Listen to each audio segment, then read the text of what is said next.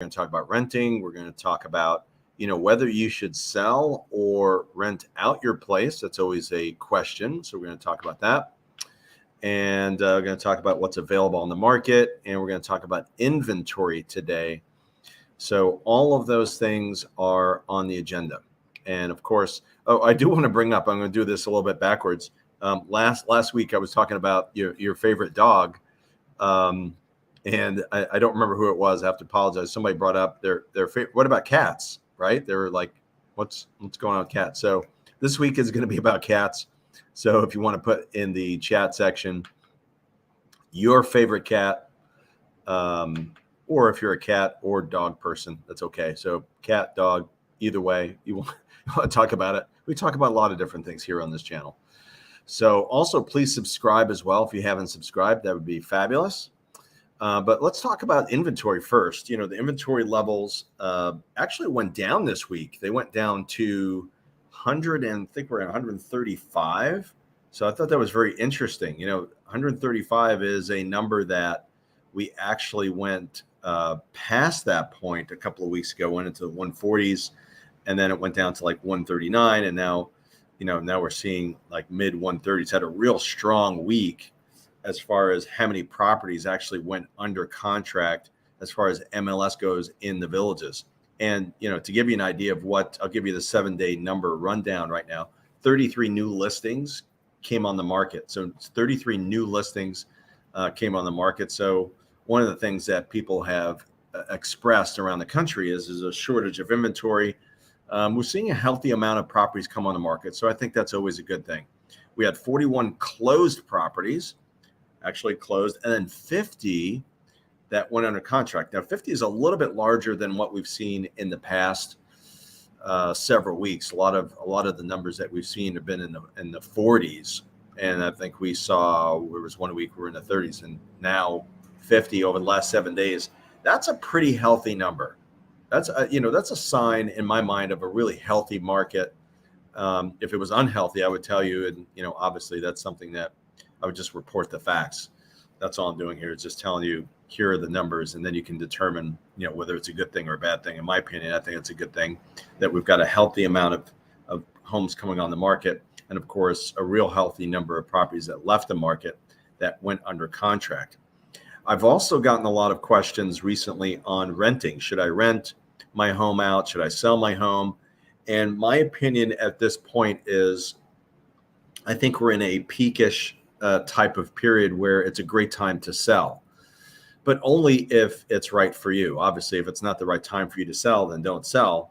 If you're motivated to sell, I think we're in that time period where it makes a lot of sense, because what I've seen, just to give you an idea, depending on what category you're in, especially in the villages, what we've seen is that I feel like we've hit a cap on many different categories, whether it's a ranch, whether it's a patio villa, whether it's a courtyard villa. The only exception may be, and I think it's within reason, the properties that may have a view. They might be on the golf course. They might be, overlooking a pond. Maybe there's a privacy wall, that type of thing. Those seem to be still somewhat pushing the envelope, although, look, there is a limit to how much you can ask for a home. So, yes, I feel like over the last 6 to 8 weeks, we've had a cap. It doesn't mean that the prices have gone down, even though we've seen some price reductions. The price reductions, I believe, are the folks that have pushed the envelope and wanted, above what the market was asking. And in order to sell, they had to reduce the price to come down to something that was going to be reasonable, meaning AKA, market value, market price. But what we're seeing right now is, I think prices are staying pretty steady, just to give you an idea of what's happening in the villages market. So, and by the way, when you're looking at, the best realtors and the best brokers, whether it's in the villages, whether it's outside the villages, whether it's anywhere, wherever you are around the country, these are numbers. This is information that your realtor should know. So when you're trying to figure out, how do I pick the best realtor or the best broker, no matter where it is, these are things that they should know. If they don't know it, it makes me wonder if they're an expert, for sure. And this is something that we talk about here at Realty Executives all the time, something I talk to our agents about consistently. So let's say you're not overly motivated. Let's say you don't have to sell right away and you're considering renting. Something that I've seen recently, and my seasonal property manager has hit me over the head a couple of times on this, and feel free to connect with her at 352-753-7500. Her name is Nicole.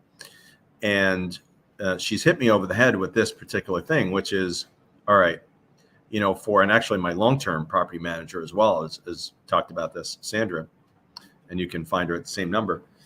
So if you're thinking about renting out your home, the best homes that, if you want to rent it out long-term, for more than 3 months, 5-6 months plus a year, 2-year lease, that type of thing, long-term, it rents better without furniture.